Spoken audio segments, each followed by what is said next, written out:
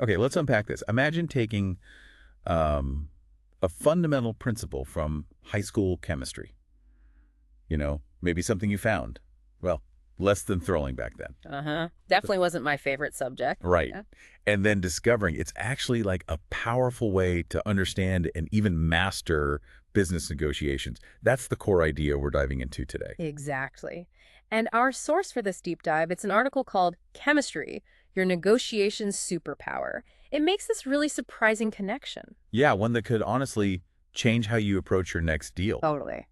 So our mission here is to really get to grips with this core idea, Yeah.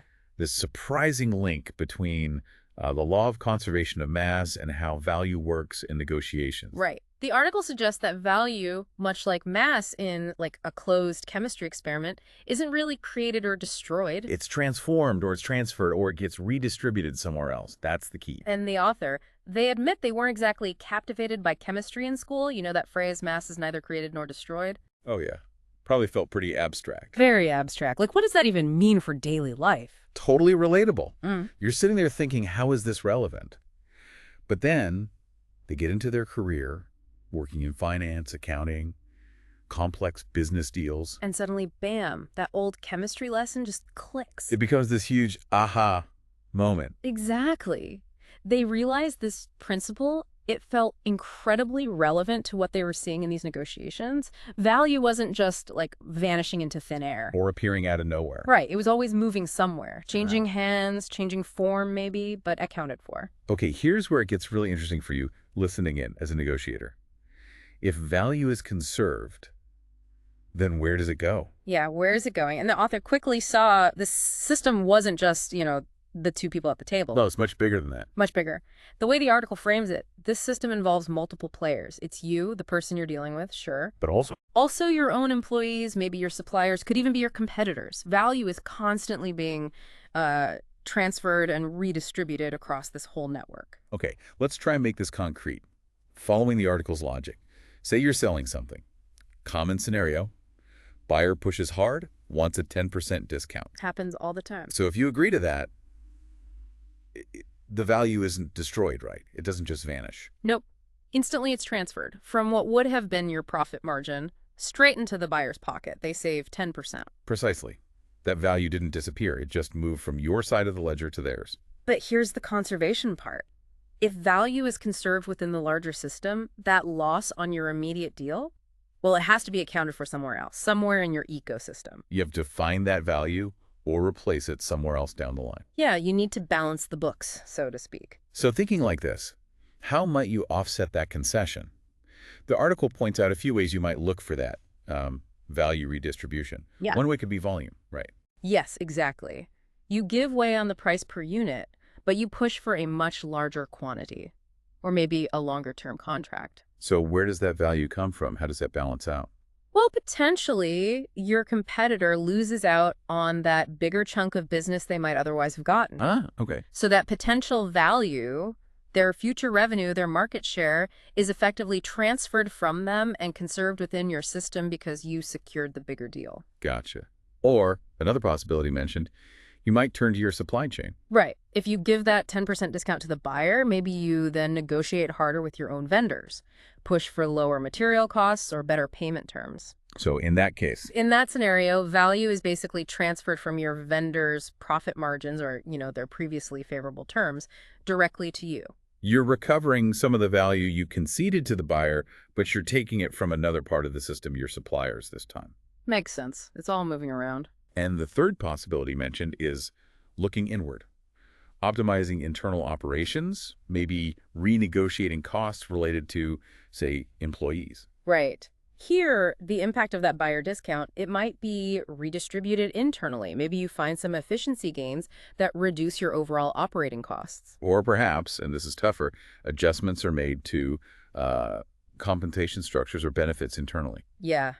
The value is still conserved within your company's system, but the cost effectively is reallocated within your own organization. The really powerful takeaway here, which the article emphasizes again and again, is that value isn't just appearing or vanishing. No. It's simply being reassigned. It's shifting form or moving between different players in the whole system. They even touch on what people often call creating new value or expanding the pie in a negotiation. You hear that a lot. Yeah, the win-win idea.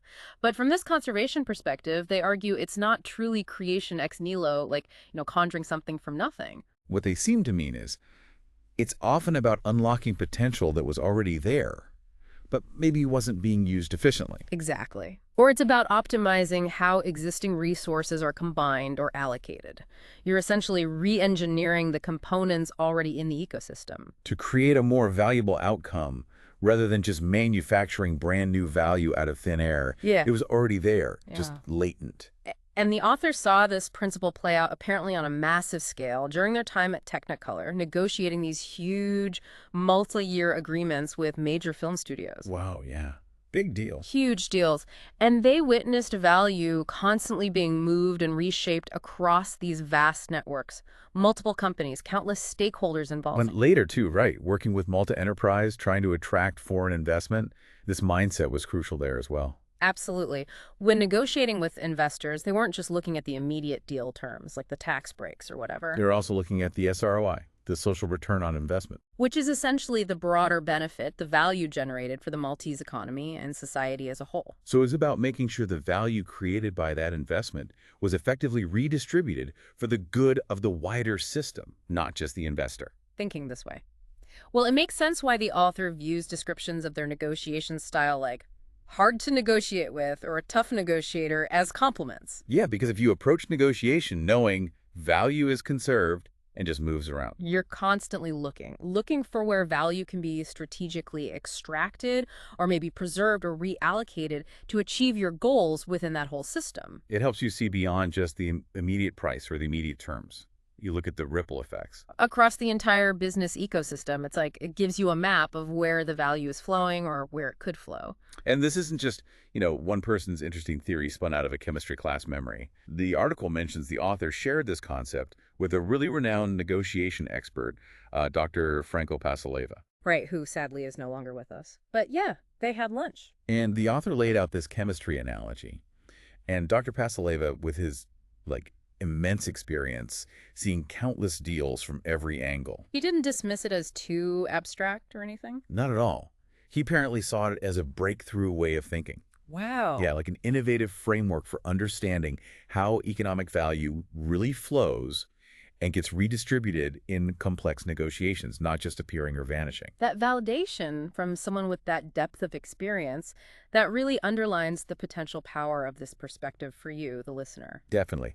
So bringing this all back to your world, thinking about your own negotiations, the main takeaway from this deep dive, from this source, is that the law of conservation of mass, well, it isn't just some dusky concept from science class. No, it provides this really potent analogy for negotiation. It reveals that value is fundamentally conserved. It's just shifting within a larger system. And the practical application for you is, well, pretty significant.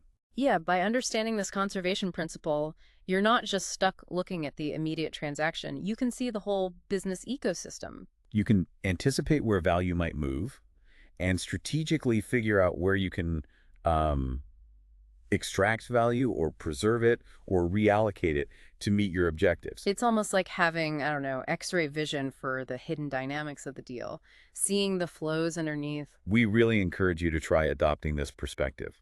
In your next negotiation, consciously look for those hidden transfers, those subtle reallocations of value happening in the broader system. Thinking about value conservation this way, it could genuinely become your negotiation superpower. It changes how you see the board. And based on the article's closing thought, here's something for you to maybe mull over as you finish listening. Yeah, a final thought to consider. Have you noticed similar fundamental laws or principles, maybe simple core ideas, quietly operating beneath the surface in other areas of your professional life? Perhaps borrowed from fields that seem totally unrelated at first glance. Think about what other surprising connections, what other hidden frameworks you might discover. It's kind of fascinating when you start looking.